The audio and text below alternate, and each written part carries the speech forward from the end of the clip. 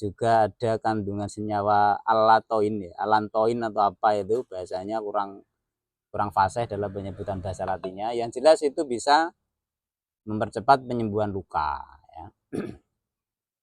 Dan juga mungkin ada beberapa lagi ya, ada bisa meredakan gangguan pencernaan dan lain sebagainya. Dan tidak kalah penting, daun sendok ini atau biasa disebut orang Jawa itu sambung otot ya.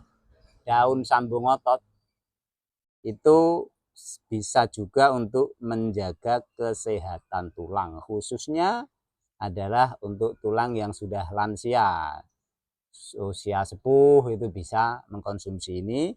Dengan cara bagaimana? Ada dua cara untuk cara mengkonsumsi daun sendok atau biasa disebut orang Jawa itu sambung otot tadi adalah yang pertama, kita basuh air daun sendok ini dengan bersih ya, yang higienis lah ya, yang higienis.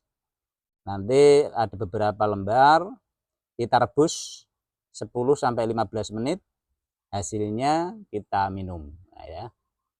Hasilnya kita minum, atau mungkin bisa dilarutkan di bersamaan ketika kita membuat apa itu wedang jahe atau teh hangat atau apa.